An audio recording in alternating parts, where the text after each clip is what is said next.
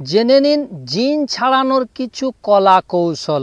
জিন ছাড়ানোর সময়ে আপনাকে কিছু কলা কৌশল অবলম্বন করতেই হবে, তাছাড়া না হলে ওই জিনটা আপনাকে পাত্তাই দেবে না। যেসব ভাইয়েরা রুহানি চিকিৎসা তদবির তথা ঝাড়ফুঁক লাইনের সাথে যুক্ত রয়েছেন, তিনাদের জন্য আজকের এই ভিডিওটি শোনায় সোহাগা।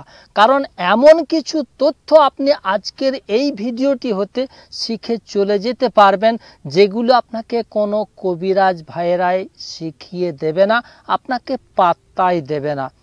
জানতে চাইলে সেসব কলা কৌশলগুলো ভিডিওটিকে আপনি শেষ মুহূর্ত পর্যন্ত মনোযোগ সহকারে দেখতে থাকুন, তাহলেই আপনি বুঝে যেতে পারবেন জিন ছাড়ানোর কলা কৌশলগুলো কি। আর আমি মনে করি এইসব কলা কৌশলগুলো অবলম্বন না করতে পারলে তার দ্বারা জিন ছাড়ানো সম্ভব নয়। চলুন দেরি না করে সেই কলা কৌশলগুলোর দিকে আগিয়ে যাওয়া যাক। আর যিনারা আমার সাথে চিকিৎসা এবং তদবির নেওয়ার উদ্দেশ্যে যোগাযোগ করতে চাইছেন, তিনারা আমার এই ফোন নম্বরে যোগাযোগ করবেন। নাম্বারটি হচ্ছে 9732193120। এখন মূল বিষয়ে আগিয়ে যাই। আমি হারুন রশিদ, আপনারা দেখছেন হানাফি কেল্লা মিডিয়া। নাম্বার 1, অর্থাৎ 1 নম্বর কাজ হবে, যে আমিলটা যে ব্যক্তিটা জিন ছাড়ানোর কাজটা করবে, চিকিৎসা তদবিরের কাজটা করবে, তার জন্য 1 নম্বর কাজ হবে নিজেকে সেফটি। নিজেকে যদি আপনি জিন এবং জিনের জাদু থেকে, জাদুর আসর থেকে, জিনের জাদু থেকে আপনি আত্মরক্ষা না করতে পারেন, তাহলে আপনি চিকিৎসাটা করবেন কার? ওই তীরেই, ওই জাদুতে, ওই জিনেই যদি আপনি জব্দ হয়ে যান, তাহলে চিকিৎসাটা আপনি করবেন কিভাবে? এজন্যই প্রথমে নিজের সেফটিটাকে রাখা দরকার। এই সেফটিটা না হলে কিন্তু আপনি জিন ও জাদুর কাজ করতে পারবেন না। এই জন্য আমিলের প্রথম কাজ হচ্ছে 100% আত্মবিশ্বাসের সাথে নিয়ত করা, 4 কুল সূরা আবাসা পাঠ করে নিজের শরীরটাকে বন্ধ করে নেওয়া, আর পুরোপুরি ইয়াকিন, বিশ্বাস এবং তাওয়াক্কুল রাখা আল্লাহর প্রতি, যে আমি এগুলো পাঠ করেছি, জিন এবং জাদু আমাকে কিছুই করতে পারবে না। এই কোরআনের প্রতি 100% আত্মবিশ্বাস, ইয়াকিন রেখে তারপরে আপনি জিন ছাড়ানোর কাজটি করবেন। নাম্বার 2, জিনটাকে প্রথমে রোগীর শরীরে হাজির করে নিতে হবে। হাজির করার বেশ কতগুলো নিয়ম প্রসেস রয়েছে, তার মধ্য থেকে যেমন ঢেলা পড়া, রোগীর কানে 7 বার আজান দেওয়া, সূরা জিন পাঠ করা বা অন্যান্য সূরাগুলো পাঠ করা। মোট কথা আপনার যেটা জানা রয়েছে সেটা দিয়ে প্রথমেই আপনি জিনটাকে হাজির করে নেবেন। নাম্বার 3, হাজির হয়ে যাওয়ার পরেই যত ঝামেলাটা কি? আপনার যদি হেভি সাহস না থাকে, তাহলে আপনি এই কাজ করতে যাবেন না, না হলে আপনি বিপদে পড়ে যাবেন। মোট কথা হচ্ছে, সাহসী ব্যক্তি না হলে খবরদার কখনোই আপনি জিন ছাড়ানোর কাজে হাত লাগাতে যাবেন না। জিন হাজির হয়ে যাওয়ার সাথে সাথে একটা কাজ করতে দেরি করলেই হবে না। প্রথমেই জিনটা হাজির হয়ে যাওয়ার সাথে সাথেই তাকে ধমক মেজাজ দেখিয়ে, তাকে উগ্র মেজাজে কথা বলে, তাকে ভীত, সন্ত্রস্ত এবং আতঙ্কিত করে তোলা। আর জিনটা যদি আপনাকে ভীত সন্ত্রস্ত করতে আসে, আপনাকে যদি হুঙ্কার মারে, তখন আপনি কি করবেন? তখন তেল পড়া দিয়ে তার কানে প্রয়োগ করা। তাতে যদি জব্দ না হয়, তাহলে একটা সোলেমানি ফলিতা তৈরি করে একটু জ্বালিয়ে দেবেন, দেখবেন আপনার পায়ে পড়ে যাবে, আপনি যা বলবেন তাই শুনতে বাধ্য হয়ে যাবে। সোলেমানি ফলিতাটা কি আপনাদেরকে আমি একটু পরেই বলে দিচ্ছি। নাম্বার 4, আবার এমন কিছু জিন আছে, জিনটা হাজির হয়ে যাওয়ার পরে আপনি তেলাওয়াত করুন, আজান দিন, তাকে তেল পড়া প্রয়োগ করুন, আপনি যাই করুন না কেন, জিনটা কেবল হা হা হা হা করে হাসবে এবং বলবে যে তুই যা করার করেলে, তুই আমাকে কিছুই করতে পারবি না। জিনটির এই শয়তানি ফাঁদে, এই শয়তানি চালাকিতে আপনি যেন পা দেবেন না, মনে রাখবেন।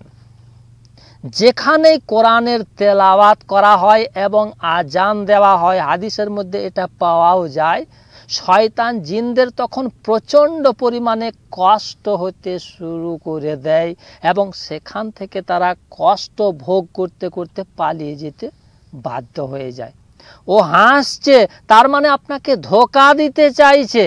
আপনি যেন এটা ভেবে নেন যে আপনার দোয়া কালামে তেল পড়াতে আপনার কোনো কিছুতে বোধ হয় ওই জিনটার কিছু আসর হচ্ছে না, জিনটার কিছুই হচ্ছে না, তাই বোধ হয় জিনটা হাসছে। যদি এই ফাঁদে ওই শয়তান জিনটার আপনি পা দিয়ে দেন, তাহলে আপনি ওই জিনটাকে আর পেরে উঠতে পারবেন না। মোট কথা হচ্ছে, ও যতই হাসছে হাসুক, কাঁদছে কাঁদুক, আপনি তেলাওয়াত, আজান, যে সমস্ত তদবিরগুলো রয়েছে সে সমস্ত তদবিরগুলো আপনি চালিয়েই যাবেন। আপনি তার ওই শয়তানি চক্রান্তি ফাঁদে আপনি পা দেবেন না। নাম্বার 5, জিনকে খবরদার কিল ঘুষি মানে চর থাপ্পড়, এক কথায় মারিক ধরা করবেন না। মনে রাখবেন, মেরে কখনো জিনকে ভাগানো যায় না। জিন তাড়ানোর একটাই উপায়, সেটা হচ্ছে কোরআন এবং সুন্নাহ। কোরআন দিয়েই জিন এবং জাদুকে পরাস্ত করা যায়, জব্দ করে দেওয়া যায়।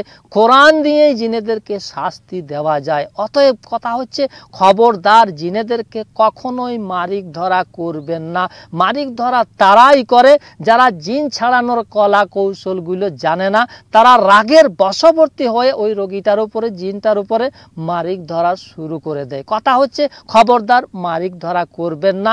মারিক ধরা করে জিন ছাড়ানো যায় না। নাম্বার 6, শেষ অবস্থায় জিনটা যদি আপনার কোনো কথাই না শোনে, আপনার কথাতে কর্ণপাত না করে, যদি বলে এই রোগীকে ছেড়ে আমি কোনো মতেই যাব না, তুই যা পারিস করেলে, তখন অগত্যায় আপনি একটা সোলেমানি ফলিতা তৈরি করে জ্বালিয়ে সামান্য একটু ধোঁয়া ওই জিনগ্রস্ত রোগীটার নাকের মধ্যে আপনি ধরবেন। খবরদার বেশি ধোঁয়া ওই রোগীটার নাকের মধ্যে দেবেন না।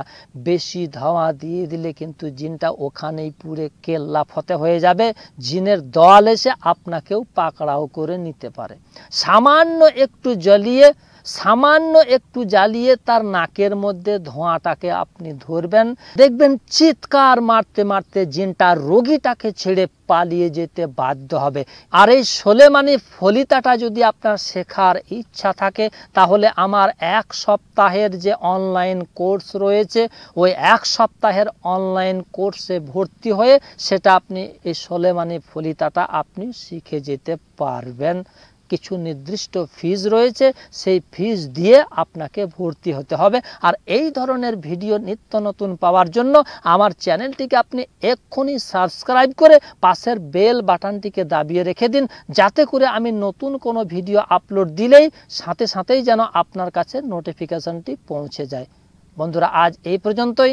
দেখা হবে পরবর্তী আবার অন্য কোনো ভিডিওতে ইনশাআল্লাহ। সে পর্যন্ত আপনারা সকলেই ভালো থাকুন, সুস্থ থাকুন। ধন্যবাদ।